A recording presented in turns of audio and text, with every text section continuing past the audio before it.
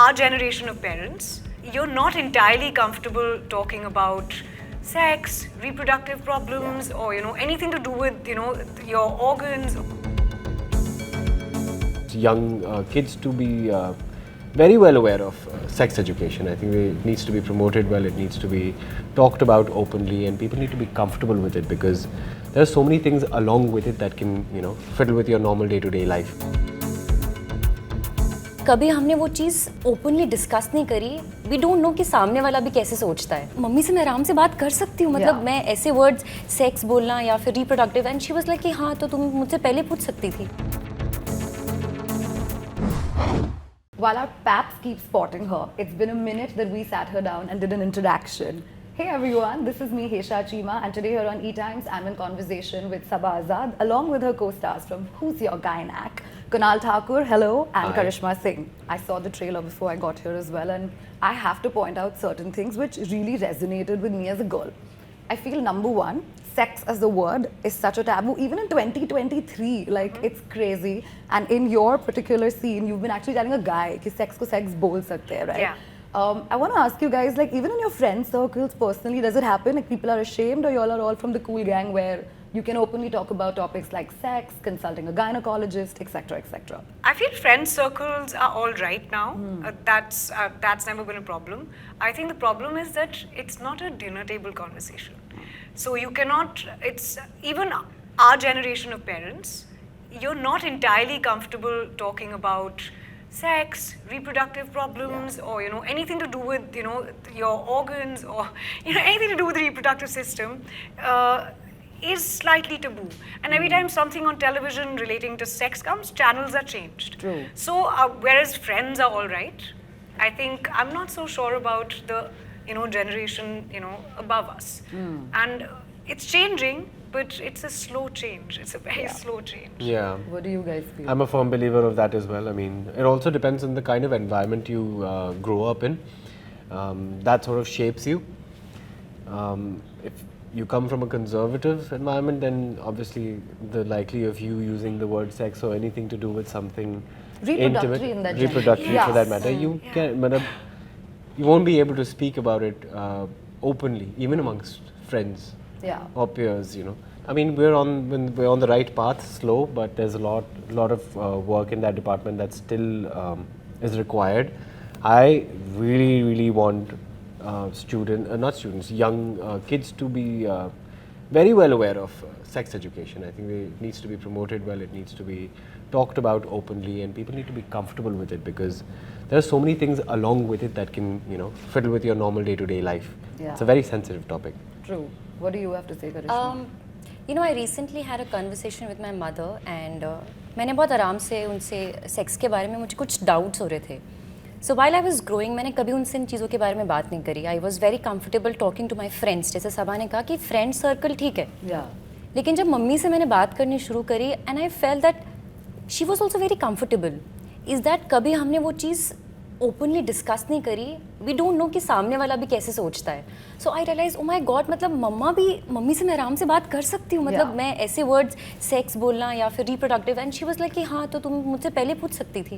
I was like कि अरे, तो ये कुछ आई थिंक हम लोगों के दिमाग में भी है, but I think we are progressing. And yes, dinner table अब कॉन्वर्सेशंस अगर ये बन जाए तो बहुत ईजी हो जाए, बिकॉज आई थिंक हम सब इन सब चीज़ों से फेस करते हैं. We all deal with such situations, and once we open up, I think everybody is comfortable. I think it's a lot to do with conditioning also, as you said, right? I want to talk to you guys about the show. Saba, your particular character is seen navigating through like her personal and professional life as well. How much of Saba is in the character and vice versa?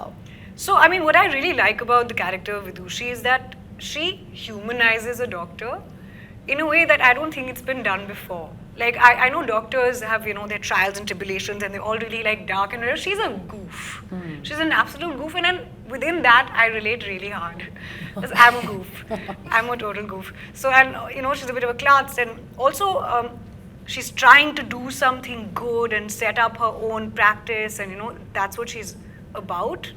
And she's nervous, and it's all new to her, and so I definitely relate to her in the fact that there's a slight lack of like confidence, and like she's holding back a little bit, but she wants to do the right thing, and she's trying her best, and yeah, she's an absolute goof, and it was a riot playing her. Absolute riot. Do you think you've become very choosy as far as roles are concerned? I'll be really honest, actors get asked this a lot, but when you're starting out, and I know I'm not necessarily starting out, maybe I'm restarting, but you're actually at the mercy of someone else's imagination to be, to kind of be cast in a kind of role. So it's not like everyone is inundated with offers. You do what you get to start with, right?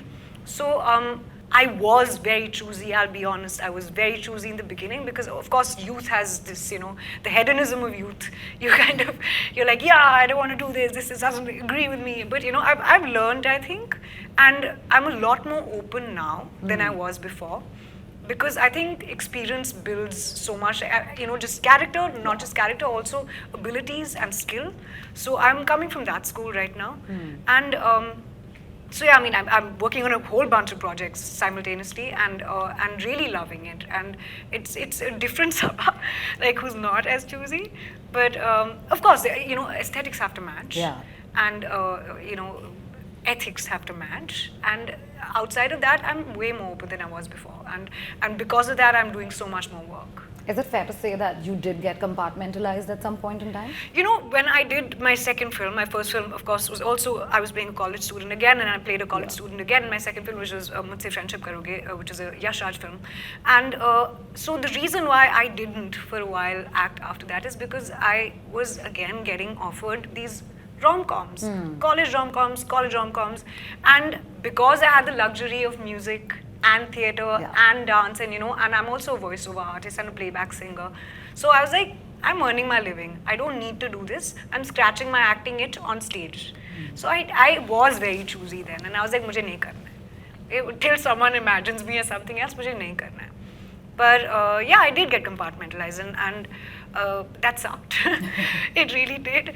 But I think I have kind of, with Rocket Boys last year, kind of come out of that, and there's the variety now. I'm just so thankful for it. Another thing that I wanted to ask all three of you all commonly is that as actors, while there's fame and there's success and there's money and there's all of that, there's also a large part of yourselves which goes up for public consumption, right? There's social media, there's trolling, there's adulation, all of that.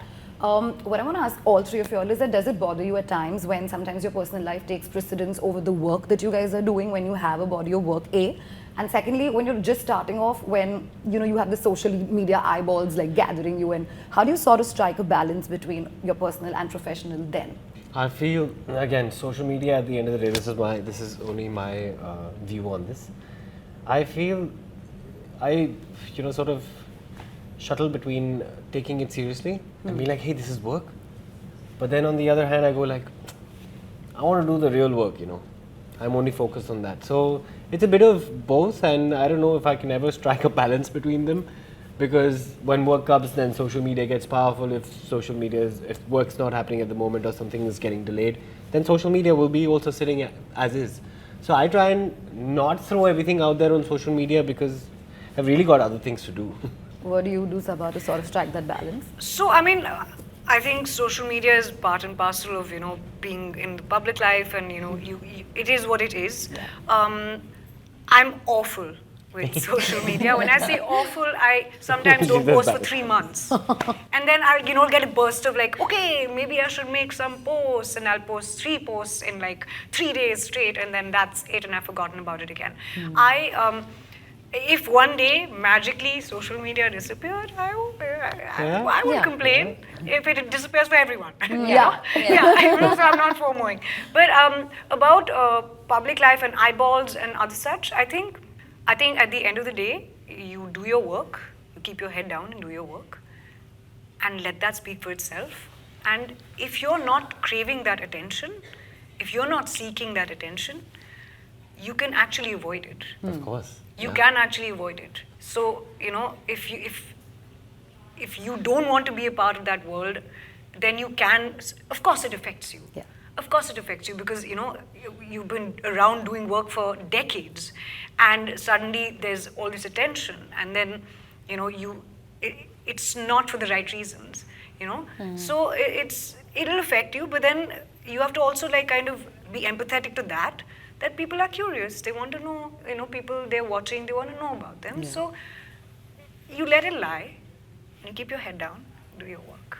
I love that you said that because healthy boundaries is something that we all need as Yeah, humans yeah. in general, Yeah. let alone as public figures and all of that. True. Thank you so much and looking forward to the show and to chatting with you guys again. Hopefully soon. Thank Saba, you. we need to see you soon now. Thank you. Thank you.